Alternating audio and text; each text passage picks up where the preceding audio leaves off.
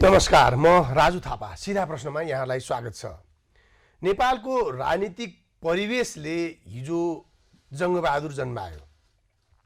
त्यसपछि पछिल्ला चरणहरूमा महेन्द्र, तुलसीगिरी, सूर्यबहादुर, अलि पछि शेरबहादुर, प्रचण्ड, केपी ओली र यो पछिल्लो चरणमा यदि भन्ने हो भने रवि लामिछाने, सीके राउतहरू जन्माएको छ। राजनीतिक परिवेशले नेताहरू जन्माउँछ, त्यसको सह उत्पादन जसरी नेताहरू जन्मिन्छन् र परिवेशको सजातीय स्वरूपमा ती नेताहरूको गतिविधिहरू हुने गर्दछ। विजातीय केही नेताहरू भए, जस्तो कि बीपी कोइराला, पुष्पलालहरू, जो परिवेशमा टिक्न र बिक्न सकेनन्। टिक्न बिक्न सक्ने र त्यो अनुसार चल्न सक्ने नेता परिवेश अनुसार आइरहेका छन्, आउने पनि छन् सायद।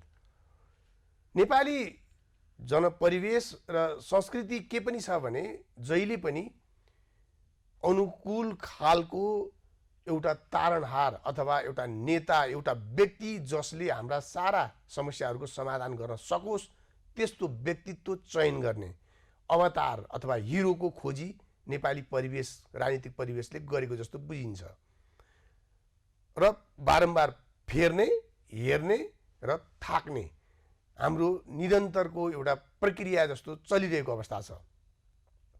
अहिले भएका प्रयोगहरू, अभ्यासहरू पनि त्योसँग सान्निध्यता राख्छन् जस्तो देखिन्छ। तर अब परिवर्तन र यसलाई अझ समस्या समाधानकै उन्मुख हुने गरेर अथवा केन्द्रित हुने गरेर गतिविधिहरू कसरी गर्ने, कसरी समाधान दिने भन्ने कुरामा धेरै कोही संवेदनशील भएको जस्तो, समस्या समाधानतर्फ उन्मुख भए जस्तो देखिएको छैन। अब के हुन्छ? सिधा प्रश्नको जवाफका निम्ति अहिले हामीसँग राजनीतिक विश्लेषक सीके लाल हुनुहुन्छ। आउनु सुरु गरौँ सिधा प्रश्न। लालजी, कार्यक्रममा स्वागत छ। धन्यवाद। म सिधा प्रश्न सुरुवात गर्न चाहन्छु। नेपालको राजनीतिक परिवेश अलि टपटुइया खालको हो भन्ने पूर्वाग्रह सहित मैले प्रश्न राखेँ कि साँच्चीकै त्यो हो अथवा अलि गम्भीर, अलि बढी समस्या समाधान उन्मुख अथवा होइन, मैले भने जस्तै के हो? यसमा पहिले के बुझ्नुपर्छ भने राजनीति आकाशबाट झर्ने त होइन। राजनीति भनेको व्यक्तिहरूको गतिविधिबाट उत्पन्न हुने क्रिया हो। संस्था बन्छ, राजनीति हुन्छ। त्यसमा त्यो कुनै देशको राजनीतिको कुरा गर्ने हो भने त्यहाँको अर्थतन्त्र कस्तो अवस्थामा छ त्यसको एउटा भूमिका हुन्छ। दोस्रो, सामाजिक स्तर कस्तो छ, समाजको बनौट कस्तो छ त्यसको भूमिका हुन्छ। तेस्रो, सांस्कृतिक पक्ष के छ त्यसको भूमिका हुन्छ। र चौथो, आजभोलि आएर अन्तर्राष्ट्रिय परिवेशले पनि निर्धारण, भू राजनीतिले पनि निर्धारण गर्छ। अब नेपालको राजनीति किन यस्तो भयो भनेर यो चारवटा अवयवमा हेरौँ भने पहिले हाम्रो अर्थतन्त्र जब कृषि आधारित थियो, सामन्त र महासामन्त राजा थिए। कृषिबाट सुस्तरी हामी जानुपर्ने औद्योगिकरणतर्फ थियो, त्यो हुन सकेन।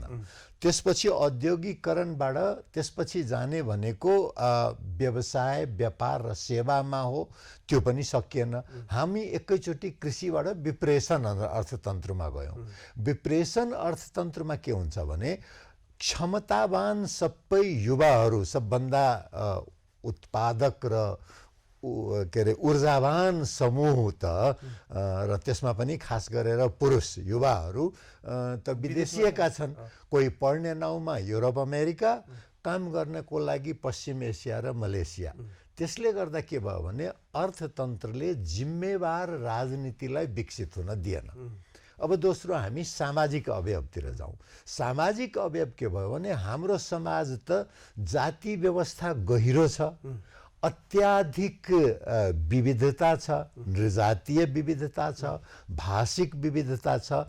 यसलाई समन्वय गर्ने किसिमको जुन वातावरण हो त्यो त हिम नदी जस्तो बडा बिस्तारै समाज राजनीति तपाईँ तत्काल बदल्न सक्नुहुन्छ, समाज बदल्न दशक होइन शताब्दीौँको प्रयत्न गर्नुपर्छ। जस्तो कि छुवाछुत हाम्रो अब यत्रो हजारौँ वर्ष भयो, 1000 वर्षभन्दा बढी भयो, तर हटाउन सकेका छैनौँ नि। त्यसैले त्यो समाज पनि प्रजातान्त्रिक नेतृत्व विकास गर्ने किसिमको हुन सकेको छैन।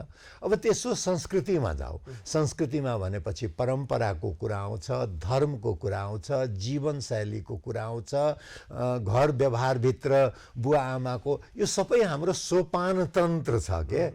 धर्मको प्रथा र परम्पराहरू हाम्रो प्रजातान्त्रिक छैनन्। यो सबै यस्तो भइसकेपछि राजनीति कस्तो भइदियो भने चलाख मान्छेहरूले जब यो प्रक्रियाहरू अवरुद्ध भएपछि चलाख मान्छे के सुन्न चाहन्छन् त्यो भन्नेहरू नेता भए। नेताको मुख्य काम के हो भने बाटो देखाउने हो नि त। बाटो देखाउन त अप्ठ्यारो लागे पनि त्यो बाटो हिँडाउन सक्नु पर्यो। यहाँ जनता सजिलो बाटो खोज्छन्, सजिलो बाटो चाहिँ पुर्याइदिन्छु भने जनतालाई सुन्न चाहने कुरा सुनाउने प्रवृत्तिका व्यक्तिहरू राजनीतिमा आए। यो चाहिँ हाम्रो आफ्नो नेपाली राजनीतिक परिवेशको एउटा कुरा भयो। दोस्रो चाहिँ वैश्विक परिवेश नै राजनीतिमा के हो भने के भन्ने गरिन्छ भने सामान्य जीवनमा झुट बोल्नुलाई राम्रो मानिँदैन, बेइमानी गर्नलाई राम्रो मानिँदैन, हैन? के अरे धेरै कुरा गर्छु भन्ने तर केही पनि नगर्ने त्यस्तोलाई राम्रो मानिँदैन, फटाइ गरेको भनिन्छ। राजनीति कस्तो हो भने यस्ता दुर्गुणहरूलाई स्वाभाविक मानिन्छ के। त्यसैले तपाईँ अमेरिका जस्तो देशमा पनि ट्रम्प आइपुग्छ, अथवा भारत जस्तो देशमा नरेन्द्र मोदी आइपुग्छन्, अनि हामी कहाँ पुष्पकमल दाहाल आइपुग्छन्। यो एउटा प्रवृत्ति, अथवा खड्गप्रसाद शर्मा ओली आइपुग्छन्। यो चाहिँ वैश्विक परिवेश पनि हो। त्यसैले यसबाट धेरै निरुत्साहित हुनुपर्ने म देख्दिनँ। सबै मुद्दामा काम गर्दै जानुपर्छ। समाज परिवर्तनको मुद्दामा, आर्थिक गतिविधिको मुद्दामा, सांस्कृतिक मुद्दामा र अन्तर्राष्ट्रिय परिवेशमा भूराजनीतिमा हाम्रो भूमिका अलिकति कमजोर छ। तर त्यहाँ पनि यदि आफूलाई राम्रोसँग प्रस्तुत गर्न सक्ने हो भने यो बदलिन्छ। धेरै निराश हुनुपर्ने जरुरी छैन। जे होस्, हाम्रो नेतृत्व चाहिँ हाम्रो परिस्थिति परिवेशको एउटा प्रतिफल मात्रै हो। त्यो सहउत्पादन उखानै छ अङ्ग्रेजीमा, society gets a leader it deserves. समाजले जस्तो नेता चाहिँ उसले जस्तो समाज छ त्यस्तै नेता पाउँछ। तर त्यो चाहिँ अलिकति नकारात्मक भयो। जुन युगद्रष्टा नेताहरू हुन्छन् नि तिनले समाज जस्तो नेता पाउँदैन कि नेताले आफ्नो अनुकूलको समाज बनाउन खोज्छ। नेल्सन मण्डेलाको कुरा गरौँ, अथवा महात्मा गान्धीको कुरा गरौँ, अथवा नेपालकै कुरा गर्ने हो भने बीपी कोइरालाको कुरा गरौँ, तिनले चाहिँ युगद्रष्टा भएर आफ्नो परिकल्पना अनुसारको समाज बनाउने प्रयत्न गरे। तर त्यो भनेको त्यसको लागि त बडा ठुलो मूल्य चुकाउनु पर्छ र त्यो मूल्य चुकाउने परिस्थिति फेरि इतिहासमा बहुत थोरै बन्छ के। सधैँ त्यस्तो परिस्थिति बन्दैन। अहिले अब मूलत हामी कहाँ चाहिँ विधि प्रक्रिया पद्धतिका कुराहरू चाहिँ दुब्लाउँदै जाने, अनि व्यक्ति एउटा एकदमै तारणहार अवतार अथवा हिरो कोही आउँछ, ढ्याक्क ढुक्क एकदम आदेश दिन्छ, निर्देशन दिन्छ, त्यसले फ्याक्ट सबै समाधान गर्छ भन्ने अझै पनि जनतामा सायद अझै पनि त्यो कुराहरू बढ्ता प्रभावी छ र खोजेको त्यस्तै छ। अहिलेको पछिल्लो सरकारको पनि गतिविधि हेर्ने हो भने निर्देशन दिए, निर्देशन पालना भएन। निर्देशन किन पालना भएन? त्यो कर्मचारी बदमास भएर, अथवा फलानाले त निर्देशन दिएको थियो नि भन्ने ढङ्गको कुराकानी हामी कहाँ चलिरहेछ। विधि प्रक्रिया अनुकूल ढङ्गले देश बनाउँदै जाँदा अगाडि बढ्छ, अथवा होइन एकदमै आदेशले अथवा तत्कालको परिवर्तनले परिवर्तन गरेर जानुपर्ने हो। त्यो बुझाइमा पनि कहीँ न कहीँ कमजोरी भएको हो, अथवा होइन परिवर्तन भएका ठाउँहरूमा यसरी नै परिवर्तन हुन्छ। यसमा हुने त यसरी नै हो। गति चाहिँ कस्तो छ भने हो, के हुन्छ भने जुनसुकै देश के हो, देश भनेको एउटा भूमि हुन्छ, भूमिभित्र बासिन्दा जनसङ्ख्या हुन्छ, त्यसको सञ्चालन गर्ने एउटा सरकार हुन्छ, त्यो सरकारलाई अन्तर्राष्ट्रिय मान्यता हुन्छ। यो चारवटा अवयव भएपछि अरूहरू पनि छ, मुख्य चारवटा अवयव भएपछि अब सबभन्दा पहिले त व्यक्तिको कुरा गरौँ। व्यक्ति के हो? व्यक्ति समग्रमा प्राथमिक संस्था भन्ने त परिवार हो। परिवारले कस्तो मूल्य र मान्यता व्यक्तिमा दिन्छ, हैन? र त्यो मूल्य र मान्यता परिवारले कहाँबाट पाउँछ? परम्पराबाट पाउँछ, प्रथाबाट पाउँछ। त्यो भनेको हाम्रो धर्महरूले यदा यदा धर्मस्य ग्लानिर्भवति भारत भनेर अवतारै खोज्ने हो नि त। अनि व्यक्ति त्यो लिएर आएको छ। अब दोस्रो बासिन्दा त्यो लिएर आएको छ। अब भूमिको कुरा गरौँ। हाम्रो भूमिको राजनीतिक परिस्थिति, भूमि ठ्याक्कै टेरिटोरी भन्ने टेरिटोरी भूमिकै कुरा गरौँ। हाम्रो बडा कठिन भौगोलिक भूगोल र के भन्ने भू राजनीतिक रूपले पनि कठिन अवस्थामा छौँ नि हामी, हैन? मैले तपाईँलाई पहिले पनि भनेको थिएँ कुनै कार्यक्रममा कि मेरो इन्जिनियर साथीहरू सोध्छन् कि तिमीहरू कहाँ टनल किन बनाउँदैनौ? अनि मेरो भनाइ सिभिल इन्जिनियरको हिसाबले के हुन्छ भने 800 फिटबाट 28,000 फिट 150 किलोमिटरमा लानलाई त्यो सुरुङ बनाएर पुग्दैन। त्यहाँ चाहिँ एस्कालेटर अथवा लिफ्ट जडान गर्नुपर्छ। यस्तो विकट परिस्थिति छ। यो विकट परिस्थितिमा नियतिमा अलि बढी विश्वास, ढोरबहादुर बिष्टले जुन नियतिवादको कुरा गरेको थिए, नेपालीहरूको विकास नगर्नु भाग्यवाद जुन हाबी भएको, त्यो एउटा ठुलो कारण चाहिँ राजनीतिको लागि त्यो पनि व्यक्तिमा देखिएको त्यो पनि भयो। तेस्रो चाहिँ हाम्रो जुन शासन व्यवस्थाको कुरा गऱ्यौँ, त्यो भने संस्थाहरू हो। खासमा त्यो संस्थाहरू संविधान सबभन्दा ठुलो संस्था हो, न्यायपालिका होला, संसद होला। हामी कहाँ त राणाहरूले 104 वर्षसम्म नुन छरेर बन्जर बनाए, कुनै संस्था बन्न दिएनन्। नेपालमा संस्था भनेको राणा बाहेक त कोही थिएन। त्यसपछि बल्ल बल्ल संस्था बनाउन थालेका थियौँ। शाहरुले आएर 30 वर्ष अर्को नुन छरिदिए, केही नउब्जिने, संस्थै छैन।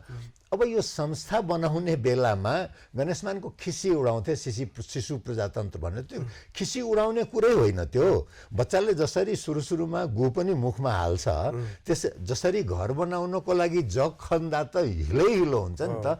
हामी चाहिँ त्यो प्रक्रियामा थियौँ। सन् 1990 मा बल्ल बल्ल जग खनेको जग्गै पुर्यो सशस्त्र विद्रोहले, हैन?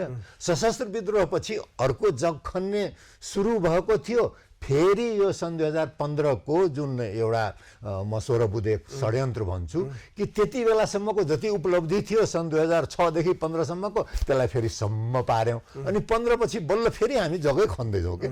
यो हामी सन् 1990 मा जग खन्न सुरु गरेको, जगभन्दा माथि त हामी आएकै छैनौँ। अनि जगमा ओर्लिनेहरू त कस्ता कामदार हुन्छन्, तिनको जो लाज मान्दैन कि हातखुट्टामा माटो लागोस्, जेसुकै होस्, हिलो होस्, त्यस्ताहरू। अनि हाम्रो राजनीतिकर्मी हामी त्यस्तै पाएका छौँ। अब जे जस्ता राजनीतिक नेतृत्व हिजो हामीले देख्यौँ, भोग्यौँ र बारम्बार आजित पनि भइराखेका छौँ। आज अहिलेको परिवेश हेर्ने हो भने हिजोका नेताहरू शेरबहादुर देउबा, केपी ओली, प्रचण्डहरू नो नट अगेन भनेर अभियानै चल्यो अस्ति त, होइन? यिनीहरू पनि परिवेश अनुसार हिजो क्रान्तिकारी नै देखिन्थे। हिजोको आन्दोलन, हिजोको परिवेशमा यिनीहरू नयाँ थिए। प्रचण्ड त झन् नयाँ क्रान्तिकारी भएर आइराखेका थिए। आज तिनी पनि केही पनि होइन भने जस्तो अवस्थामा थिए। भला अहिले प्रधानमन्त्री भएको अवस्था छ। यो चाहिँ अहिले तत्काल चाहिँ जस्तो कि रवि लामिछाने, सीके राउतहरू नयाँ देखिराखेका छन्। यो परिवेशमा साँच्चै यिनीहरू नयाँ हुन् कि यो प्रचण्डहरू हिजो नयाँ भए जस्तै नयाँ मात्रै हुन्? यो चाहिँ तुलनात्मक रूपमा के भन्नुहुन्छ तपाईँ? यो फेरि परिस्थितिमै जानुपर्छ। यो राजनीतिको प्रश्नभन्दा पनि अर्थ राजनीतिको प्रश्न हो। नेपालको अर्थ राजनीति के छ भने, तपाईँ नेपालको आर्थिक गतिविधिमा हेर्ने हो भने सबभन्दा ठुलो खेलाडी विनोद चौधरी अथवा उपेन्द्र महतो अथवा के ढकाल एकजना, यिनीहरू होइनन्। नेपालको अर्थतन्त्रको सबभन्दा ठुलो खेलाडी भनेको नेपालको सरकार हो, हैन? ठेक्का पट्टाको कुरा गरौँ अथवा नियमनको कुरा गरौँ, ब्याङ्किङको राष्ट्र ब्याङ्क मार्फतको कुरा गरौँ होइन, अथवा आयात निर्यातको कुरा गरौँ, अथवा विप्रेसन पठाउने जनतालाई पासपोर्ट दिएर श्रम स्वीकृति दिएर पठाउने कुरा भयो। त्यसले गर्दाखेरि राजनीतिमा जो जान्छन् यो आर्थिक अवस्थाले गर्दाखेरि पहिलो प्रयत्न के हुन्छ भने यो जुन राज्यको स्रोत छ त्यसमा कसरी सहभागी हुने, किनभने राजनीति गर्नलाई त स्रोत त चाहियो। राजनीति गर्नलाई आर्थिक स्रोत चाहिन्छ, जनशक्ति चाहिन्छ, सङ्गठन चाहिन्छ, चाहिन त नेतृत्व र विचारधारा पनि चाहिन्छ। तर त्यो नेतृत्व र विचारधारा टिकाउनलाई त पहिले यो तीनटा चाहियो। गरिबीले गर्दा जनशक्तिको कुरा पनि आर्थिक स्रोतसँग जोडिन पुग्यो, सङ्गठन पनि आर्थिक स्रोतसँग जोडिन पुग्यो। त्यसले गर्दा नेपालमा राजनीतिमा जानेहरू विचारधारा गौण प्राथमिक चाहिँ यो राज्य सत्तासँग कसरी जोडिने, किनभने त्यहाँ मात्रै छ। राज्य सत्ता बाहिर बसेर सङ्गठन बनाउने, जनशक्ति जुटाउने, विचारधारा फैलाउने, जहाँ अर्थतन्त्र आर्थिक गतिविधि सरकारबाट स्वतन्त्र रूपमा पनि भइरहेको हुन्छ नि, त्यहाँ चाहिँ प्रतिपक्षको सम्भावना पनि बलियो रहन्छ, त्यहाँ चाहिँ डिसेन्ट भन्छन् विसम्मतिको सम्भावना पनि रहन्छ। यहाँ चाहिँ राज्य यति ठुलो र अरू सबै संस्थाहरू यति साना भइदिए कि राज्यमै लाग्न खोज्ने, चाहे त्यो पुष्पकमल दाहाल सशस्त्र द्वन्द्व गरेर आएका हुन् अथवा खड्गप्रसाद शर्मा ओली 14 वर्ष जेल बसेर आएका हुन् होइन, अथवा घन्टी बजाउँदै रवि लामिछाने अमेरिकाबाट आइपुगेका हुन्, अथवा सीके राउत चाहिँ वैज्ञानिकबाट राजनीतिकर्मी बनेका हुन्। यदि राजनीतिमा भविष्य खोज्नु छ भने राज्य अर्थ राजनीतिको सत्तामा पकड जमाउनै पर्छ, त्यसमा छिर्ने पकडै हुनुपर्छ भने छैन, छिर्न मात्रै पनि सक्नु पर्यो। छाता छ, छाता त जो सत्ताको नेतृत्व लिन्छ उसको हातमा छ। त्यो छाताभित्र अलिकति जसरी भए पनि जोगिन जाने, नभए त यहाँ राजनीतिमा टिक्न सकिँदैन भन्ने छ। यसबाट जोगिएर त बिपी कोइराला जस्तोलाई त गाह्रो भएको थियो नि त। त्यति बेला के थियो भने सिद्धान्तको लागि सहयोग गर्ने एउटा ठुलो जनताहरूको जमात थियो। जग्गा बेचेर आफ्नो सम्पत्ति समाप्त गरेर पार्टीलाई समर्पण गर्ने जमात थियो। अहिले वैश्विक अर्थ राजनीतिले गर्दा त्यो जमात घटेको छ। कसैले पनि आफ्नो जग्गा बेचेर कुनै पनि पार्टीलाई सहयोग गर्न जाँदैन र त्यो स्रोत चाहिँ जसले गर्छ त्यसले त्यसको फाइदा पनि खोज्छ होइन, चाहे त्यो पुष्पकमल दाहालका घरपट्टि किन नहो होइन, उनले पनि फाइदै खोज्छन् नि त होइन। प्रत्यक्ष होला अप्रत्यक्ष होला, कति बेला त अप्रत्यक्ष पनि हुन्छ, उनीसँग म जोडिएको छु भन्न साथै पनि फाइदा हुन्छ नि त। त्यसले गर्दा सबै राजनीतिकर्मीहरू लगभग 19-20 होला, 18-21 छैन। जो टिक्ने र बिग्ने कुरामा बढ्ता प्राथमिकता भएको छ। बढ्ता होइन, अहिले एक मात्र प्राथमिकता, एक मात्र। त्यसरी भन्दाखेरि अब यो अत्यन्तै प्रतिकूलतामा टिक्ने क्षमता भएको नेतृत्व अहिले नयाँ आएको परिवर्तन गर्छौँ भन्ने वैकल्पिक भन्नेहरूमा पनि मूलतः त्यसमा खासै धेरै विश्वास गर्न सकिने अथवा भर गर्न सकिने तिनीहरूले औकात ल्याकत अथवा त्यो क्षमता विश्वासयोग्य परिस्थिति सिर्जना नगरेको भन्न सकिन्छ, अथवा के हो होइन गर्न सकिन्छ अझै के भन्ने होइन। यो नयाँ आउनेहरूमाथि त मलाई पुराना भन्दा पनि कम विश्वास लाग्छ इमानदारी साथ भन्ने हो भने, किनभने जनताले सुन्न चाहेको कुरा सुनाएर नेता भएको व्यक्ति नयाँ बाटो देखाउन सक्दैन। नयाँ बाटो देखाउनलाई त जनताले सुन्न नचाहेको कुरा भन्न सक्नुपर्छ नि त होइन, अथवा हिँड्न नचाहेको कुरा। त्यही त त्यो बाटो दौडाउने लिएर जाने यो बाटो देखाउने प्रवृत्तिका छैनन् यिनीहरू चाहिँ। अगाडि अगाडि जनता छ, तिमीहरू बडा ठिक छौ भनेर पछि पछि दौड्नेहरू। तपाईँ जहाँ जानुभयो, तपाईँ जे गर्नुभयो तपाईँ नै ठिक हो कायदा भन्ने र अगाडि बस्ने। के भन्छ भने सत्तालाई सत्य सुनाउनु बौद्धिकको काम हो होइन, ट्रुथ टु पावर। जब सत्ता जनता छ भने जनतालाई पनि सत्य सुनाउन सक्नु पर्यो नि त होइन। त्यो बौद्धिक नेतृत्व त छैन त तर सत्य सुनाउँदा खतरा छ, हो त्यही त त्यो जोखिम प्रतिकूलता छ। त्यो प्रतिकूलता त के अरे पुष्पलाल कमरेडले लिएको थिए त, बिपी कोइरालाले लिएका थिए त होइन, त्यो त्यो त्यो जोखिम कृष्णप्रसाद भट्टराईले पनि लिएका थिए त, त्यो जोखिम गजेन्द्र नारायण सिंह मधेसको नेतृत्व लिनेले लिएका थिए त होइन। त्यो जोखिम नलिने हो भने काम गर्ने त अरू पनि छ, तर अब नेपालमा काम गर्ने यदि तपाईँ धेरै महत्त्वाकांक्षी हुनुहुन्छ भने सबभन्दा सजिलो बाटो भने राजनीतिमा लाग्नु हो। यदि तपाईँको महत्त्वाकांक्षा कम छ भने अरू काम पनि गर्नुहोस्, तपाईँको महत्त्वाकांक्षा असाध्यै ठुलो छ भने एकदम छिटो अगाडि जाने बाटो भनेको नेपालको राजनीति हो। नेपालको राजनीतिमा केही समयमै, थोरै समयमै बाहिर कुनै व्यवसायी भएको, कुनै बौद्धिक गतिविधि गरेको व्यक्ति राजनीतिमा जान अप्ठ्यारो छ, गइहाल्यो भने सत्तामा पुग्न अप्ठ्यारो छ, सत्तामा गइसकेपछि परिवर्तनको नेतृत्व गर्न अप्ठ्यारो छ भन्ने भाष्य र बुझाइ थियो। तर तत्कालको अहिले यदि एउटा उदाहरण हेर्ने हो भने रवि लामिछानेले राजनीतिमा प्रवेश गरेको, दल खोलेको 6 महिनामा उप प्रधानमन्त्री बनेको अवस्था छ। हामीले 5 वर्षमा बेलायतमा प्रधानमन्त्री बने फलाना भन्थ्यौँ। त्यति नयाँ कहाँ सम्भव छ? यहाँ 50 वर्षदेखि एउटै नेताले खाइरहेछ भन्थ्यौँ, हामी कहाँ पनि सम्भव भयो। तर परिवर्तन यिनीहरूबाट सम्भव छैन भन्ने कुरामा तपाईँलाई विश्वास लाग्दैन? यो कारण के भयो भने रवि लामिछाने अथवा सीके राउत अथवा के श्रेष्ठ, रेशम चौधरीको दल भनौँ नि होइन, नागरिक उन्मुक्ति पार्टीको अध्यक्ष जो हुनुहुन्छ, यो तीनटा पार्टी कस्तो बेलामा आयो भने नेपालको राजनीतिमा 9 जना जति व्यक्ति हावी, 3 जना एकातिर पुग्यो भने सत्तामा पुग्ने, 3 जना विपक्षमा हुने, बीचको 3 जना बाटो हेरेर बस्ने। कहिले विपक्षलाई 3 जना गयो भने यो 6 भयो, कहिले सत्तामा यो 3 जना गयो भने त्यो सत्ता भयो। यसबाट अलिकति खास गरेर सहरिया मतदाताहरू आजित भइसकेका थिए, आजित त भइसकेका थिए, तर बाटो थिएन त्यो देखाउने, निकास चाहिँ उपलब्ध थिएन। त्यो निकास चाहिँ अब कार्यक्रम बनाएर, विचारधारा दिएर, नेतृत्व स्थापित गरेको भए दिगो हुन्थ्यो।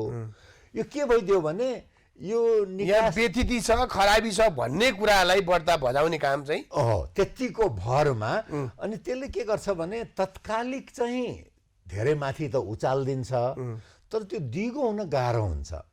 सायद रवि लामिछाने अथवा सीके राउतको गणनामा पढा लेखा व्यक्ति हुन्, पक्कै पनि हिसाब गरे हुनाले नाफा नोक्सानको, उनले आफ्नो नाफा नोक्सानमा के हेरे भने पहिले त्यहाँ पुगिहालौँ, त्यसपछि दिगो हुने कुरा यहाँको अर्थ राजनीति यस्तै छ, आफ्ना स्रोतहरू राज्य सत्तामा जोडिएपछि स्थापित गरौँला र त्यो 9 जनामा 3-3-3 को जो थियो नि त्यो 4-4-4 को बनाउला। त्योभन्दा बढी यिनको कल्पनामा पनि छैन है, त्योभन्दा बढी परिकल्पनामा आजको मितिसम्म देखिँदैन। मान्छे परिवर्तन, कैयन मान्छेहरू अत्यन्तै उत्साहित छन्, अब परिवर्तन हुन्छ, हामीले जसलाई सहयोग गरिराखेका छौँ, जसलाई भोट दिएका छौँ, तिनीहरू हिजोको नेताहरू जस्ता छैनन्। यिनीहरूले हिजोको नेतृत्वलाई त सराप्यो, गाली गर्यो, गलत भन्यो, अब तिनीहरू त्यही बाटोमा हिँड्लान् र होइन यिनीहरू सही बाटोमा हिँड्छन् भन्ने धेरैको विश्वास छ। अब 2-4वटा उदाहरण हेरौँ नि सही बाटोमा हेर्ने, जस्तो कि काठमाडौँको मेयर बालन शाहको कुरा गरौँ।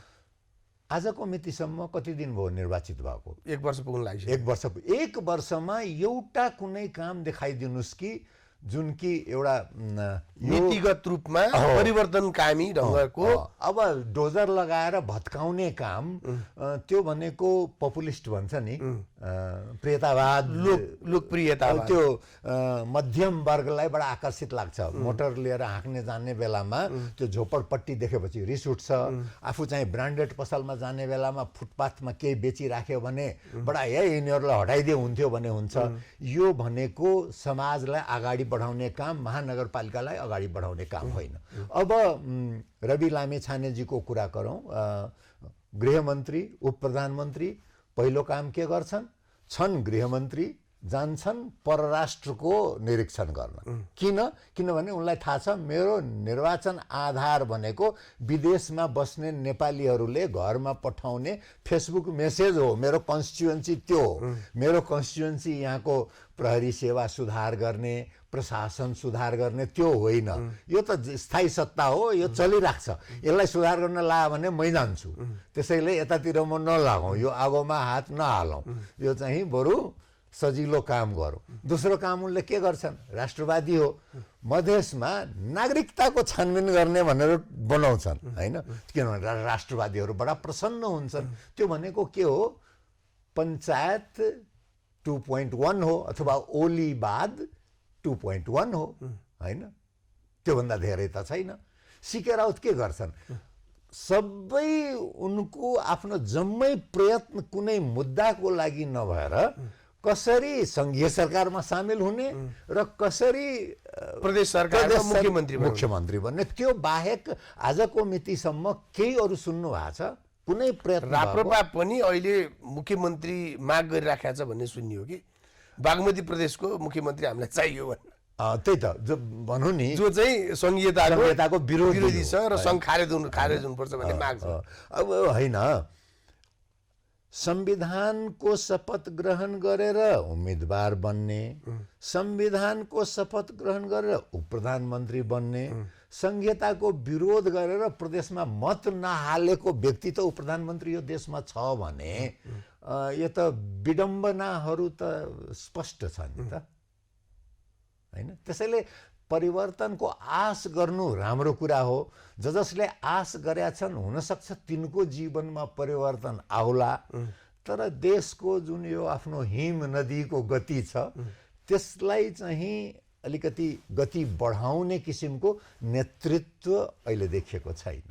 विश्वासयोग्य जनताले परिवर्तन, जे परिस्थिति परिवर्तन के होला भने जे भरोसा गरिराखेका छन् त्यो भरोसा योग्य त्यति छैन भन्ने निराशावादी कुरा नै भन्नुपर्ने बात होइन। निराशावादी त होइन, जनताले के अपेक्षा गरेछन् भन्ने कुरा। जनताको धेरै ठुलो अपेक्षा त कहाँ हुन्छ? अलिकति सुरक्षा भइदियोस्, रोजगारको व्यवस्था होस् होइन, हिँडडुल गर्न पाऊँ, अलिकति न्याय पाइयोस्, मेरो सम्मान होस्, बडा सामान्य। त्यसतर्फ उन्मुख छ त अहिले राजनीति अहिले गरेको होइन। हेर्नुहोस्, उन्मुख त जुनसुकै सत्ता पनि त्यो उन्मुख भएन भने सत्ता पल्टिन्छ। कि त उन्मुख हुन्छ कि उन्मुखको आवरण खडा गर्छ। त्यसैले यो उन्मुख नै हो भन्छु म, आवरण मात्रै होइन। जति नै बेइमान भए पनि यो स्तरको बेइमानी कि उन्मुख नै छैन भने कसैले पनि गर्दैन।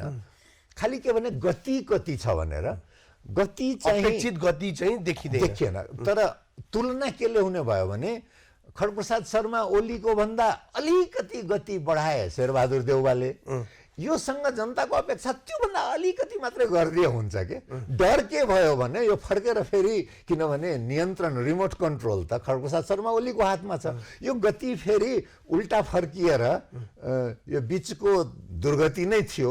दुर्गति नै भए पनि दुर्गतितिर त भागेको त थिएन नि। यो डर पनि छ तर अपेक्षा पनि छ। त्यसैले यो निराशावादी नै भनिहाल्न चाहिँ मिल्दैन अहिले नै। अहिले त धेरै नेपालको राजनीतिक परिवेशमा अलिकति एन्टी करेन्ट भन्छ अङ्ग्रेजीमा, त्यो अलिकति बढ्ता प्रतिकूलतालाई पनि आत्मसात गर्ने, खतरा मोल्ने र समाजलाई यही अवस्थामा होइन कि फरक ढङ्गले म समाजलाई लैजान्छु भन्ने नेतृत्व टिक्नै नसक्ने परिस्थिति परिवेश देखिन्छ। अहिले पनि अहिले भनियो लोकप्रियतावादमा सबै परिवर्तनकामी भनिएका 101 नयाँ भनिएका व्यक्तिहरू समेत त्यसमा गएर त्यही नदीमा समाहित हुने परिस्थिति देखिएको छ। किन त्यो अलिकति प्रतिकूलतालाई पनि सहेर भए पनि, अलिकति अप्रिय लाग्ने भए पनि त्यो कुरा राखेर होइन म यो बाटो लैजान्छु, देशलाई लैजान्छु, परिवर्तन गर्छु भन्ने क्षमता भएका नेतृत्वहरूको अभाव किन छ? र त्यो अहिले के हाम्रो परिवेशमै त्यस्ता खालका नेतृत्व छैनन् अथवा ती टिक्नै सक्ने अवस्थामा छैनन्? त्यो टिक्न सक्ने अवस्थामा छैन। मान्छे नहुनु त कहाँ हुन्छ र? दुनियाँभरिमा वैज्ञानिकको सम्भावना भएको व्यक्ति हुन्छ, राजनीतिकर्मीको सम्भावना भएको, हरेक संसारमा क्षमता परमेश्वरले, ईश्वरले नभएको व्यक्ति नै हुँदैन भन्छ। बराबर बाँडेको छ दुनियाँभरिमा। इथियोपिया छ किनभने त्यहाँको परिस्थिति छ। इथियोपियामा राम्रो मान्छे नभएर होइन, सोमालियामा रुवान्डामा राम्रो मान्छे नभएर होइन, सबै ठाउँमा संसारमा क्षमता बराबर बाँडिएको छ। त्यो क्षमता कति अगाडि जान्छ भने परिवेश, तपाईँले जुन अघि कुरा गर्नुभयो नि, पाकिस्तानमा एक तका के भन्थ्यो भने 100 परिवारले शासन गर्छ। त्यो शासन गर्छ के आधारमा भनेको भने सबै स्रोतहरू, आर्थिक स्रोत, सामाजिक स्रोत, सांस्कृतिक स्रोत, प्रशासनिक स्रोत कतिको हातमा छ। नेपालमा पनि 100 मात्रै नहोला, तपाईँ 200 गरिदिनुहोस् अथवा 500 गरिदिनुहोस्, म चाहिँ त्यति पनि भन्दिनँ। जङ्गबहादुरसँग बेलायत जाने परिवारहरू, चन्द्रशमशेरसँग बेलायत जाने परिवारहरू, महेन्द्रसँग बेलायत जाने परिवारहरू, वीरेन्द्रसँग बेलायत जाने परिवारहरू यदि तपाईँ एक ठाउँमा राख्नुभयो भने तिनको नियन्त्रण नेपालको स्रोतमा यथावत छ के। यो जुन नियन्त्रण छ त्यो खुकुलो हुन दिनै चाहँदैन क्या। त्यसैले बिपी कोइराला जस्तो क्षमता भएको मान्छे असफल हुनु होइन, अथवा पुष्पकमल दाहाल जस्तो मान्छे जसले कि चुनौती दिएको हो त्यसलाई चाहिँ बाहिरिनु पर्ने। 9 महिना पहिलोचोटि, 9 महिना दोस्रोचोटि, तेस्रो चोटि 9 महिनाको आश गरौँ, त्योभन्दा बढी होस्। अहिले दौरा सुरुवालको जुन अवतारमा प्रकट हुनु भएको छ, कोसिस त गरिराख्नु भएको छ, त्यही मिलेरै तिमीहरू जस्तै हुँ भनेर हो, त्यसमा छिर्ने प्रयत्न गरिराख्नु भएको छ नेपालको स्थायी सत्ता, म पिओन भन्छु, पर्मानेन्ट इस्टाब्लिसमेन्ट अफ नेपाल, त्यसमा छिर्ने प्रयत्न गरिराख्नु भएको छ। तर उनका पुर्खा चाहिँ कुनै राजा राणासँग बेलायत गएका छैनन् क्या। त्यसैले यहाँको जुन सत्ताको संरचना छ त्यो भित्र जति प्रयत्न गरे पनि, पद जति लिए पनि, आखिर भगवती प्रसाद सिंह राजपूत नै थिए, जनमतको के अरे सञ्चालन गराए, प्रधान न्यायाधीश भए होइन, रामराजा प्रसाद सिंह त्यत्रा क्रान्तिकारी भए, रामवरण यादव राष्ट्रपति भए। तर यो सत्ताको संरचनाभित्र आफ्नो अनुकूल परिवर्तन गराउँछु भनेर जति नै क्षमता भए पनि सकिरहेको छैन। यो यस्तो ढुङ्गो भने सत्ताको लागि जुन ढुङ्गो भन्ने शब्द प्रयोग हुन्छ, यो ढुङ्गोभित्र छिर्न चाहिँ चलाया अथवा यो ढुङ्गोलाई चलायमान बनाउन चाहिँ त्यो वातावरण बनिसकेको छैन। बन्थ्यो यदि हाम्रा 30 लाख युवा पश्चिम एसियामा गएका हुन्थेनन्। जुन ऊर्जा चाहिँ सन् 1990 मा देखिएको थियो अथवा सन् 2006 मा देखिएको थियो, यो ऊर्जा यदि बाहिर नगइदिएको भए सायद यो ढुङ्गो घचेटिन्थ्यो। तर अहिले यो ढुङ्गो घचेटिने सम्भावना चाहिँ देखिएन। त्यसैले जो नयाँ नयाँ पनि आउँछन् नि, यसो घचेटे जस्तो गर्छन् अनि ढोगेर त्यसैको पुजारी भनिन्छ। हस्, छोटो विश्रामपछि आउँछु। दर्शकबिन, सिधा प्रश्न अझै जारी छ, हामीसँगै रहनुहोला।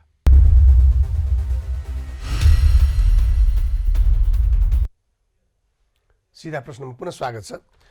सिकेलालजी, यो अघि तपाईँले विश्राम अगाडि के भन्नुभयो भने अहिले जे खालको सत्ताको एउटा संरचना र त्यो ढुङ्गो बनेर बसेको छ त्यसभित्र प्रचण्ड प्रवेश गर्ने प्रयास गरिराखेका छन् विभिन्न हाउभाव, कटाक्ष, मुद्रामा होइन। तर त्यो तपाईँले भने जस्तो त्यति सजिलो कुरा होइन, अरूका निम्ति पनि भन्ने तपाईँले भनिराख्नु भएको छ। तर मूलत यो देश बन्ने हो भने, यदि देशलाई अगाडि बढाउने हो भने एकदमै विकटमा बसेका, एकदमै दूर दराजमा बसेकाहरूले समेत त्यो ढुङ्गोभित्र प्रवेश पाउने अथवा त्यो ढुङ्गो पानी भएर अथवा अर्को स्वरूपमा सबैलाई समेट्ने खालको परिवेश नभएसम्म देश र सबैका निम्ति अनुकूल परिवेश बन्दैन भन्ने कुरामा त विवाद भएन। त्यो बन्न सक्ने परिस्थिति तपाईँ कति देख्नुहुन्छ? तपाईँले हुन त अब त्यो अहिलेको परिवेश हेर्दाखेरि निराशावादी कुरा हुन्छ, तर परिवेश बनाउने प्रयत्न कति जबरजस्त छ र त्यो परिवेश बन्ला भन्ने आशावादिता अहिलेको परिवेश अनुकूल कति छ? अहिले तत्कालै धेरै गतिविधि भइरहेको देखिँदैन, एटलिस्ट सतहमा हेर्दा देखिँदैन। तर के हुन्छ भने मान्छेको चाहना परिवर्तनप्रतिको यति बलियो हुन्छ कि सतहमा नदेखिए पनि भित्रभित्रै त्यो भइरहेको हुन्छ। निरन्तर पानीले हिर्काएर ढुङ्गा पनि त्यहाँ पनि त्यो भइरहेको हुन्छ। त्यो विस्फोट हुन्छ भनौँ नि।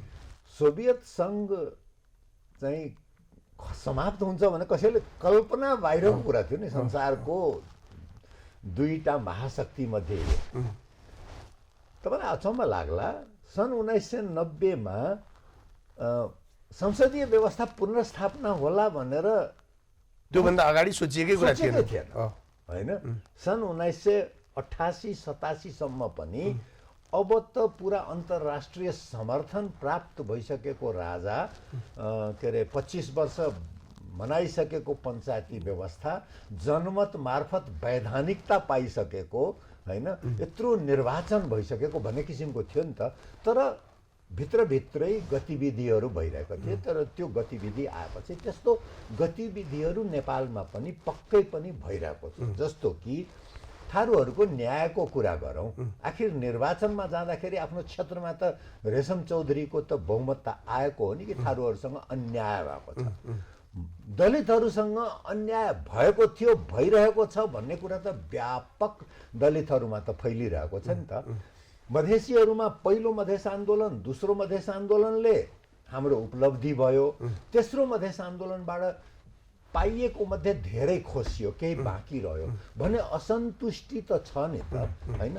त्यो चाहिँ तत्काल देखिँदैन, प्रतिकूल परिस्थितिमा त्यो कुराहरू देखिँदैन, गतिविधिहरू भइरहेको हुन्छ। त्यस्तै खसारे समुदायमा पनि हाम्रो यो यस्तै नियन्त्रण वर्चस्व चलाउन खोज्ने हो भने हाम्रै लागि पनि यो राम्रो छैन। किनभने सबैको राम्रो भएन, यो तलबाट उठ्दै गयो भने माथि हुने त स्वतः माथि उठ्छ नि त होइन। तर तलबाट तल जाँदै गयो भने माथि हुने पनि तलै जाने हो।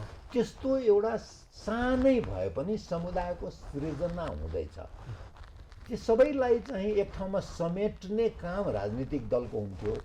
दुर्भाग्यवश त्यस्तो लामो सोचेर राजनीतिक दलको सङ्गठनमा लाग्ने, सत्ताको दौडमा सबै लागे। त्यो किसिमको सङ्गठनात्मक प्रक्रियामा जसले कि लामो समय लिन्छ, त्यसमा लागेको देखिएन।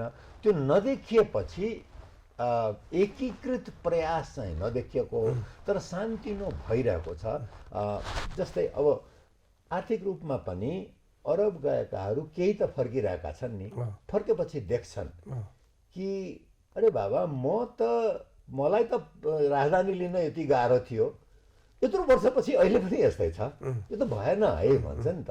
अनि उसले त्यसको आफ्नो केही उपाय त खोज्छ होइन। त्यस्तै विदेशमा पढेर आएको अवसर खोज्ने आउनेको कुरा म गर्दिनँ, अरू कारणले आउनु परेको, तिनले त देख्छन् जति नै धनी बनौँ, जति नै शक्तिशाली बनौँ, जति नै विद्वान बनौँ, जबसम्म यो राजधानी छ नेपालको, कमजोर राजधानी, संसारकै कमजोर मध्येको एक राजधानी भन्दाखेरि म त जस्तो देश छ त्यस्तै सन्तुष्ट हुने कुरै आउँदैन। कहीँ न कहीँ परिवर्तनको विद्रोहको एउटा झिल्का त उठिहाल्छ। तिनले खालि बुदावाज बर्न इन नेपाल अनि माउन्ट एभरेस्ट इन नेपाल भनेर त सम्मान पाइँदैन, गोर्खाज आर भेरी ब्रेभ भनेर त हुँदैन। तिनले त देशको समग्र सामाजिक आर्थिक सबै किसिमको उन्नतिको बाटो त खोज्छन्। त्यसैले ठाउँ ठाउँबाट प्रयत्नहरू भइरहेको होला जुन कि हामी सबैलाई जानकारीमा छैन। समाज साह्रै स्थिर भयो भने पनि तल जान्छ, तलै त हामी गइरहेका छैनौँ नि त होइन। यदि तपाईँ सन् 1990 को तुलना गर्ने हो भने 2006 सम्म, 2006देखि तुलना गर्ने हो भने 2008 सम्म, 2015देखि 17 के पछाडि गएको जस्तो तर लाग्छ। कतिपय व्यक्तिहरूले के भन्छन् भने हामी अझ तल गयौँ, हिजोभन्दा पनि राष्ट्रियताको सुरक्षाको हिसाबले हामी तल खस्केर गएका छौँ, राष्ट्रियता के हुने हो, कहाँ जाने हो भन्ने झन् अन्यल छ भनेर भन्छन्। त्यस्तै गरेर आर्थिकदेखि लिएर हरेक कुरामा हामी तल गयौँ भन्ने भाष्य पनि र त्यो विश्लेषण पनि गर्ने व्यक्तिहरू देखिराखेका छन् अहिले। तर त्यो अनुकूल परिवर्तन, हिजो अहिले गरेको परिवर्तन यो प्रतिकूल भयो, यसले देशलाई अझ तल लग्यो, माथि लैजाने हो भने फर्किनुपर्छ भन्ने विश्लेषण पनि छ। ल 2-4वटा सन् 1990देखिको ठ्याक्क तथ्याङ्क त तपाईँ गुगल गरेर हेर्नु होला। साक्षरता प्रतिशत सन् 1990मा, म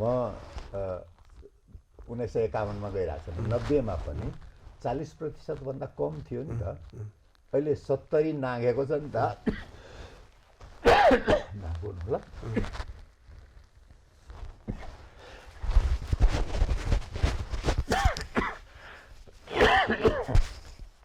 खस्यो, ठिक छ।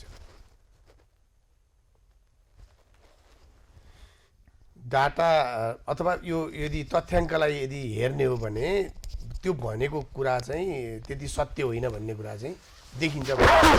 होइन दुई चार नेपालीको औसत आयु नै 50 होइन 50 हाराहारीको ठ्याक्क 53 अब 70 पहिले 70 69 70 को हाराहारीमा 50 हाराहारीमा 70 हाराहारीमा। म तपाईँलाई एउटा उदाहरण दिन्छु। म बानेश्वर बस्थेँ, मेरो मोटरसाइकल आउँदाखेरि राति अलिक ढिलो भयो भने भोलिपल्ट बिहान पसलमा सोध्थेँ, सर त हिजो ढिलो आउनुभयो नि, कसरी थाहा पाउनुभयो? मोटरसाइकलको आवाज सुनेको थिएँ। अहिले तपाईँ बानेश्वरमा मोटरसाइकलको आवाज सुन्न सक्नुहुन्छ। जति मोटरसाइकल थिएन त्योभन्दा बढी त मोटर भएको छ। यो के पछाडि नै फर्केको त हो त? अब यसको मूल्य हामीले राष्ट्रवादीहरूकै कुरा गरौँ नि त। हाम्रो 15वटा जति राजदूतावास थिए होला बढीमा, अहिले 30वटा जति छ भन्दाखेरि अन्तर्राष्ट्रिय छवि त होइन, अथवा पहुँच चाहिँ बढेको छ नि त होइन। अझ पञ्चायत कालमा बाहिर जाने व्यक्तिहरू, दरबार अथवा मन्त्रीको पहुँचमा भएका मान्छेहरूले सहज पहुँच पाउँथे भने अरूहरूलाई त्यो कैयन झमला बिहोर्नु पर्थ्यो, पढ्न जान पनि नपाउने खालको मैले नै पहिलोचोटि पासपोर्ट लिँदाखेरि प्रहरी प्रतिवेदनको लागि जिल्लामा गएको, जिल्लाबाट जिल्ला कार्यालयले प्रहरी कार्यालयमा पठाएको, प्रहरी कार्यालय मेरो घरमा पुगेको, त्यहाँ चाहिँ सरजमिन गराएर प्रतिवेदन पठाएर पहिलो पासपोर्ट लिएको हो मैले। त्यति कठिन थियो नि त। अहिले जो लाइन लाग्नलाई कठिन भन्छ नि, यो त लाइन लागेपछि एक हप्ता दिनमा त होला नि त। यो त महिनाको कुरा हुन्थ्यो त होइन। र त्यो पनि सबैको लागि सरजमिन हुने बेलामा गाउँमा सबैको अहिले प्राविधिक कठिनाइहरू छन्, व्यवस्थापनको कठिनाइहरू छन्, तर त्यस्तो खालको व्यवस्थागत कठिनाइ त होइन। व्यवस्थापनको कठिनाइ हुनुको कारण पनि के हो भने दबाब चाहिँ बढेको छ, तर संरचनाहरू त्यो अनुसार चाहिँ विकसित हुन पाएको छैन। दबाब त धेरै बढेको छ नि त। केही हजार पासपोर्ट लिन चाहनेमा यहाँ अब 50औं लाखको कुरा भइरहेको छ नि त। तर अब अलिकति यो राजनीतिक अहिलेको पछिल्लो परिस्थितिलाई यदि हामीले हेर्ने हो भने तपाईँलाई यो नेपालमा धेरै आश्चर्यजनक घटनाहरू भइरहेका छन् भन्ने पृष्ठभूमिमै प्रचण्ड र ओलीको महामिलन अपेक्षित र सामान्य घटना हो अथवा यो सोच्दै नसोचेको भएको भन्ने तपाईँलाई लाग्छ? होइन, यो त सामान्य घटना हो। किनभने पुष्पकमल दाहाल यदि सन् 2017 को कुरा गर्ने हो भने ओलीसँग सत्तामा आए, देउबाजीसँग गए। अब देउबाजीसँगबाट फेरि ओली होइन, त्यसपछि फेरि ओली कहाँ गए देउबाजीसँगबाट, फेरि ओली छोडेर देउबाजी कहाँ गए, फेरि त्यहाँ मैले अघि भने नि त्यो 6 जनामा त्यो बिचको 3 जनाले जता पुर्याइदिन्छ त्यो यताको 3 यताको 3 अनि यताको 3बाट उताको 3मा उनी गए। यसमा मलाई चाहिँ कुनै पनि आशा लाग्दैन। खड्गप्रसाद शर्मा ओलीको लागि पनि भनौँ नि जति नै त्यो आफू हुन नसक्ने भएपछि दोस्रो सबभन्दा स्वीकार्य व्यक्ति उनको लागि दाहालभन्दा अरू त हुन सक्दैन थियो नि त। देउबा र दाहालको तुलना गरौँ, देउबा जतिसुकै कुरा गरे पनि देउबाको आफ्नो एउटा ठुलो पार्टी छ, त्यसको संरचना छ, त्यसको इतिहास छ, अन्तर्राष्ट्रिय सम्पर्क छ। त्यसको तुलनामा दाहालको पार्टी पनि सानो, मुठीको माटो होइन। त्यसैले ओलीको लागि पनि दाहाल स्वाभाविक, देउबाको लागि पनि स्वाभाविक होइन। त्यसैले यसमा कुनै त्यो अचम्म मलाई चाहिँ केही अचम्म लागेको छैन। यो परिवेश अनुसार अहिलेको यो खेलमा चाहिँ प्रचण्डले बढी लाभ लिए कि ओलीले? देख्दाखेरि त प्रचण्डको देखिन्छ, दाहालकै देखिन्छ। तर मेरो विचारमा दाहाल तत्कालको फाइदामा रहे पनि राजनीतिमा यदि अलि लामो दूरीको सोच्ने हो भने आफ्नो सब थोक परित्याग गरेर कुर्सीमा पुगेका हुन्। त्यसैले तत्कालको लागि अझ अरू फाइदा प्रत्यक्ष भन्ने हो भने त ओलीलाई त अहिले बसी प्राप्त भयो नि राष्ट्रपतिदेखि लिएर। होइन, तत्कालको लागि त के हुन्छ भने तपाईँ जतिसुकै रिमोट कन्ट्रोल मेरो हातमा छ भन्नुहोस्, सत्ताको आफ्नै कुर्सीको आफ्नै ओज हुन्छ, मान्छे त्यहाँ जान्छन्। त्यसैले प्रचण्डलाई खड्गप्रसाद शर्मा ओलीलाई आजै हो कि हिजो बालुवाटार त जानु परेको हो नि त होइन। खुमलटार पनि गइरहेछन् अहिले, खुमलटार गएर पनि सुन्तला खाइराखेका छन्। बोलाउन पनि सक्छन्, तर उनलाई थाहा छ कि यदि यो कुर्सीको ओजलाई राख्ने हो भने त्यहाँ जानुपर्छ, किनभने भोलि त उनी पनि त्यहाँ जाने महत्वाकांक्षा त होला नि त, सम्भव होस् न 2.5 वर्षपछि त छँदैछ त अहिले सहमति पनि। सम्भावना राखेरै गरे हुन्, त्यसैले त्यो कुर्सीको ओज राखेका हुन्। तत्कालको लागि दाहाललाई फाइदा छ खड्गप्रसाद शर्मा ओलीको भन्दा, तर यदि दीर्घकालीन राजनीतिक हो भने एमालेलाई फाइदा छ, दीर्घकालीन व्यक्तिको रूपमा हो भने खड्गप्रसाद शर्मा ओलीलाई फाइदा छ। इतिहासमै हेर्ने हो भने दुवै पक्षलाई होइन, दुवैभन्दा ओलीलाई नै इतिहासमा पनि फाइदा छ, किनभने दाहाल जस्तो प्रचण्डलाई, बाघलाई बिरालो बनाउनु भने त इतिहासले त यो दर्ज गर्नेछ भोलि। यो इतिहासकै कमजोर र निरीह सरकार पनि भन्छन् कतिपयले। त्यस हिसाबले अघि पनि हामीले प्रसङ्ग ल्यायौँ कि दौरा सुरुवाल अवतारमा कहिले अस्वीकार गरेको, कहिले पनि स्वीकार नगरेको त्यो जुन अवतार छ त्यसमा जाने परिस्थिति र जो व्यक्तिहरूलाई उहाँले समेट्नु भएको छ, राप्रपा जस्तो अत्यन्तै उत्तर ध्रुव र दक्षिण ध्रुवको जस्तो नमिल्ने शक्ति समेतलाई लिएर हिँडेको अवस्था छ, सँगै राखेको अवस्था छ होइन। त्यो नेपाली राजनीतिमा स्वाभाविक। लोकेन्द्र बहादुर चन्द्रलाई त्यति बेला एमाले काङ्ग्रेस एमाले बनायो, त्यति बेलाको ठिकै थियो होला। सूर्यबहादुर थापालाई बनायो। नेपालको राजनीतिमा मैले भने नि, राप्रपाका लागि त प्रचण्ड भनेको त एउटा एक खालको दैत्य हो भनेर उनीहरूले त्यो त्यो त्यो चाहिँ विश्लेषण अथवा प्रकट भाष्य त्यस्तो बनाएको अवस्था थियो नि त। त्यो कुन चाहिँ राप्रपा थियो, अहिले के चाहिँ राप्रपा छ, त्यो पनि हेर्नु पर्यो नि। जब एमालेसँग के अरे चुनावी गठबन्धन गर्न मिल्छ भने अहिलेको एमाले र अहिलेको माओवादीमा के तात्विक फरक छ? ओलीलाई प्रधानमन्त्री मानिसकेका लागि ओलीको उप प्रधानमन्त्री हुन मिल्छ भने दाहालको उप प्रधानमन्त्री पनि हुन मिल्छ नि त। आखिर ओली पनि त एकताका माओवादी हुन्, राजतन्त्र हटाउने नै भन्या हुन्, 14 वर्ष जेल भोगेकै हुन् होइन। दाहाल चाहिँ माओवादको ऊ बेलाका माओवादी, अहिलेको माओवादी। आखिर नेपालमा त सबै घालमेल गरेपछि अन्तमा सबै गएर बाहुनवादी नै हुने रहेछन् नि त होइन। बाहुनवादी भन्नु भ्याइहाल्नुहुन्छ सरले फेरि। तर सिद्धान्तका हिसाबले मूलतः राजावादी र गणतन्त्रवादीको पनि एउटा एकदमै कठोर एउटा पक्ष माओवादीलाई मानिन्छ नि होइन, गणतन्त्रवादी भनेर। होइन, नेपालमा राजावादी अहिले को छ? राजावादी यो यदि हो भने संसद सदस्यको शपथ ग्रहण गर्न हुन्थेन। अहिलेको व्यवस्थाको प्रतिनिधि हो नि त होइन, नि त। संविधानप्रति गणतान्त्रिक यो संविधानप्रति प्रतिबद्ध हुँदै त्यो भनेको त संहिता पनि स्वीकार गरेको हो, धर्मनिरपेक्षता पनि स्वीकार गरेको हो, गणतन्त्र पनि स्वीकार गरेको हो, समावेशिता पनि स्वीकार गरेको हो नि त। स्वीकार गरेर त्यसप्रति विमति चाहिँ राख्न सकिन्छ होइन।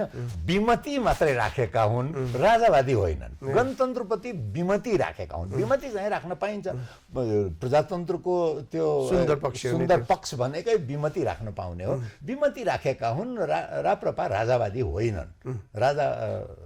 राजावादी हुँदा त्यो कन्स्टिट्युएन्सीमा बस्दाखेरि फाइदा हुन्छ भनेर त्यो एउटा चुनावी नाराको रूपमा राख्नु एउटा कुरा हो, आस्था र समर्पण हुनु अर्कै कुरा हो होइन। आस्था र समर्पणका हिसाबले अहिले राजालाई फेरि फिर्ता गर्ने अहिले शक्ति नेपालमा सानो कुनै होला, जस्तो कि जापानमा राजालाई चाहिँ सर्वशक्तिमान बनाउनु पर्छ भने सानो एउटा लडाका समूहहरू द्वितीय विश्वयुद्धपछिको अहिले पनि बाँकी छन्। नियो नाजी भने जर्मनीमा अझै पनि बाँकी छन्। त सानो समूह हुन्छ, तर त्यो कसैले पनि संविधानप्रति शपथ ग्रहण गरेर निर्वाचन लड्ने, फेरि शपथ ग्रहण गरेर सांसद हुने काम चाहिँ गर्दैनन्। त्यसले विमति राख्छन्। विमति राखेर आफ्नो पक्ष माहौल सृजना गर्ने कोसिस गर्छन्। त्यो माहौल यदि बलियो भयो भने आन्दोलन गर्छन्। 2/3 लिएर आएर यही संसद मार्फत नै हामी पुनर्स्थापना गर्छौँ भन्ने कुरा। 2/3 ल्याएर राजतन्त्रको स्थापना भनेको त्यो अब असम्भव त राजनीतिमा केही पनि हुँदैन, तर संविधान फालेर नयाँ संविधान 2/3 हुँदैन। अलिअलि सानोतिनो त्यसमा जस्तो कि संशोधनसम्म होला। संविधान फाल्ने भनेको त जसरी आन्दोलनले राजा हटायो, अर्को के अरे प्रतिगामी आन्दोलन नै भयो भने मात्रै आउन सक्छ। त्यो चाहिँ कति सम्भव देख्नुहुन्छ दुनियाँको परिवेशमा नेपालमा त्यो कति सम्भाव्यता छ? यो कस्तो हुन्छ भने गङ्गा बगेपछि समुद्र पुग्छ, गङ्गोत्री जाँदैन हैन। प्रजातन्त्र भनेको समुद्र हो। राजनीतिक प्रक्रिया समुद्रमा मिसिसकेपछि त्यसबाट गङ्गा झिकेर 1 2 3 चाहिँ गङ्गोत्रीमा पुर्याउन सकिएला, गङ्गा माता प्रणाम गरे भनेर। तर त्यो पूर्णतः फर्काउन चाहिँ आन्दोलन नै हुने परिस्थिति, जस्तो कि अब हुन सक्छ। कस्तो हुन सक्छ भने समुद्रमा पुग्नु अगाडि बाँध बाँधेर त्यसको लागि चाहिँ भू राजनीतिक परिस्थिति बदल्नु पर्यो। प्रथम विश्वयुद्धले धेरै त्यस्तो अवस्था सृजना गर्यो कि इरानमा शाहको कुरा भयो हैन, अथवा राजाहरू पश्चिम एसियामा बलियो बनाइदियो। द्वितीय विश्वयुद्धले गर्यो त्यस्तै केही भयो भने बेग्लै कुरा। सामान्य परिस्थितिमा त्यो सम्भावना देखिँदैन। अहिले देउवाको किस्ती त एकदमै पानी कम भएको ठाउँमै डुब्यो। तपाईँलाई के लाग्छ त्यो चाहिँ? किस्ती डुब्ने नै पानी कम हुने ठाउँमा हो, बढी भएको ठाउँमा डुब्दैन। बढी भएको ठाउँमा त जति गरौँ किस्ती भयो त्यति मजाले जहाजहरू त समुद्रमा चल्छ। तर त्यो जहाजलाई चाहिँ तपाईँ नदीमा ल्याएर हालिदिनु भयो भने त डुब्छ। देउवा जहाज भइसकेका थिए त्यसैले डुबे। त्यो काङ्ग्रेसमा परिवर्तनको सम्भाव्यता कति देख्नुहुन्छ अहिलेको परिवेशलाई हेर्दा? अहिलेको परिस्थितिमा देखिँदैन अझै किनभने दासताको मनोवृत्ति यति हावी छ। दाजु र दाईको झोला बोक्ने, दिज्यूको भाउजूको झोला बोक्ने प्रवृत्ति यति हावी छ कि देखिँदैन। परिवर्तनको कामना र त्यो विद्रोहको भावना अरूहरूमा छैन। कस्तो भने कसरी आफ्नो लागि स्थान सुरक्षित गर्ने बाहेक देखिँदैन क्या, कोही पनि देखिँदैन। तराईमा उपेन्द्र यादव, महन्त ठाकुर, राजेन्द्र महतोहरूको पनि किस्ती डुब्यो। डुबे नै त म भन्दिनँ। उनीहरूको के भयो भने रोकियो। त्यो बाँधिएको हुन्छ नि। डुब्नु भनेको अब त्यहाँ निकाल्नै पर्छ। अब सीके राउत र पश्चिममा नागरिक उन्मुक्ति पार्टीहरूले तिनीहरूलाई विस्थापित गर्छन् कहीँ न कहीँ त्यस्तो भन्ने त्यो चाहिँ अनुमान कठिन छ। किनभने दुवै, चाहे सिको राउत के राउतको कुरा गरौँ अथवा नागरिक उन्मुक्ति जनमत पार्टी अथवा नागरिक उन्मुक्ति पार्टीको कुरा गरौँ, ती चाहिँ छिट्टो दौडनमा लागेका छन्। छिट्टो दौडेर धेरै कुरा पछाडि पर्छ। महन्त ठाकुरको त म भन्दिनँ। उपेन्द्र यादवको जतिको कमसेकम सङ्गठन आधार फैलावट त्यो बनाउन अब तत्काल त केही भन्न सकिँदैन। कोही नयाँ पनि आउन सक्छ हैन।